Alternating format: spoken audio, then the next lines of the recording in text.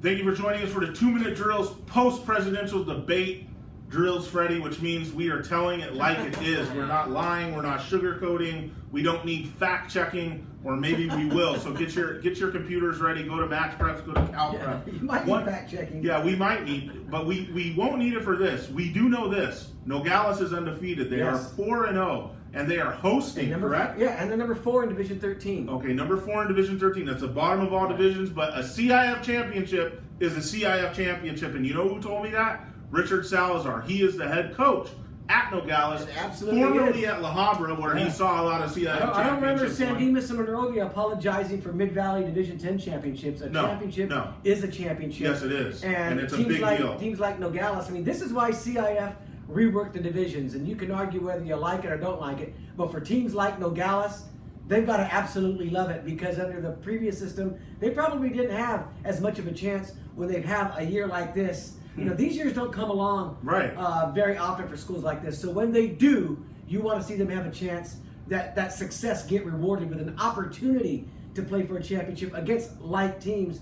And that's the situation there, not only in their league, where I think they've got a shot at running the table, but in that division, they're a legitimate threat. And this is something there from the beginning of the season. We thought Nogales was going to be a pretty good team, and here they are. Best start in the last at least 20 years, might be longer than that.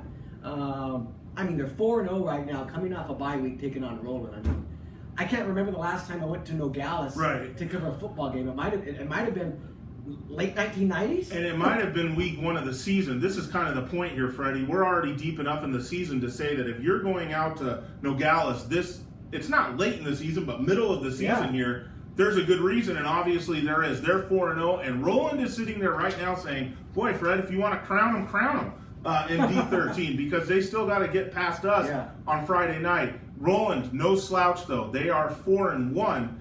Their loss came to Arroyo, short-handed Arroyo. That took a little starch out of there. That's what bothered me, because that was the game where they played Arroyo, where Arroyo missed the 4 starters, and you're looking at Rowland undefeated, and you're saying, well, this is going to set up nicely. You're going to have 2 undefeated teams playing on Friday night. They lost that game. They didn't just lose it.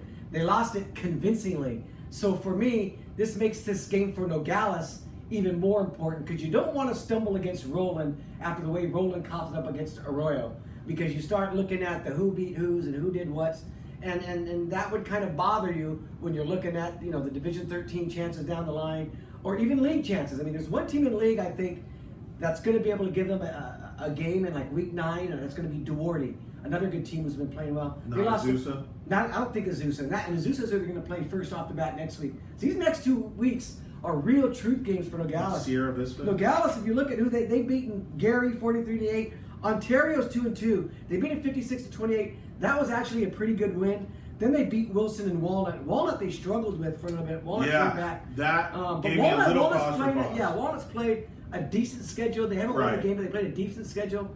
And they're in the Hacienda. But it gives you some pause. I mean, some of their results, you thought maybe they would beat these teams worse than they did. Right. But they are putting up a lot of points, and this is a team that has a very nice quarterback and group of receivers. Their receivers, Freddie, can get after it. You're talking about Matthew Olgain. He's averaging 187 yards, 10 touchdowns. And also Andrew Carrasco's in the backfield. And he's one of their receivers.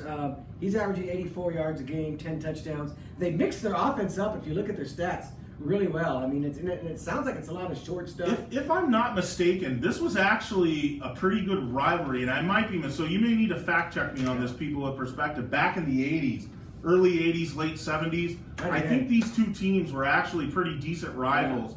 In the same league. They were in the league with Walnut as well. Right. That whole area was thriving a bit more athletically. Rowland, those teams Nogales. Nogales, they're not far from each other. I mean, those schools are and Walnut. It's a drive up Nogales Avenue for Rowland. Right. So let's get into this game, picking it, Freddie. Nogales knows Freddie's coming out there on Friday night. He's bringing with him his video camera. He's bringing with him a photographer. This is going to be a big game, so they know here it is. This is the biggest game probably for them in years. It's like ESPN Game Day coming, but it's Friday. And it's the culmination of everything. If you haven't been in Nogales in a while, they've completely redone their whole school. The campus looks absolutely beautiful. They've got the new field turf.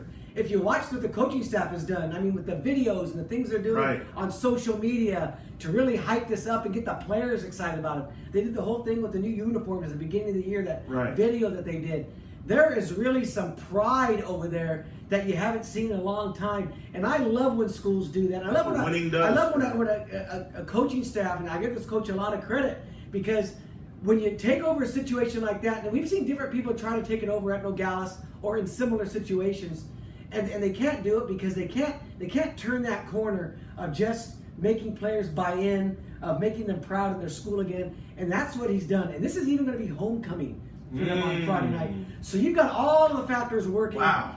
They saw that Rowland was playing well early in the season, so they've kind of circled this game too as a really big game. These next 2 weeks, these are the truth games for Nogales, because if they come out of this with a victory over Rowland and they follow that with a victory over Azusa the next week, we could be looking at a 10-0 team if they beat Duarte. Down the line, yes. And Duarte just came out that big loss to Whittier Christian. Now, Whittier Christian is legit. Yes. And I think Duarte is better than that loss. Right. So, they're going to get some testers. This isn't easy by any stretch, but this is exciting that we have Nogales in big games. You're going to South El Monte this week, another team we probably haven't covered in a lot of years. It's great that these two teams, you want to reward teams when they're playing well, and these teams are playing well. Right. So pick it, Freddie. I mean, are these guys going to take care of business with you in the house? Everything's stage is set, but Rowland's no slouch. The loss that Rowland incurred at Arroyo really bothered me enough to where I'm picking Nogales in this game. Close. I think it's going to be inside of 10 points. Oh, so close. Yeah, I think it's going to be close. I don't think they're going to just run away from them. I think Rowland's going to come back. Maybe they just had a bad day over there. I mean, I didn't see the game. We don't see the tapes of these games. It's not like we get to study the film. Right. I have to think that maybe they just had a bad day, because they were impressed at their first 4 wins leading up to that. So I'm expecting a really good game. But I think Nogales, on their homecoming, with everything that's at stake, they're going to pull this game out. I agree with you. I'm taking Nogales in this spot, too. What a great setting. Freddie is going to be out there. He's bringing all the media with him. Go get you some Filipino food on before the game, Freddie, while you're down there. Enjoy maybe a little Lollibee. Enjoy yourself. Or was it Jollibee? I don't even know what the heck it is.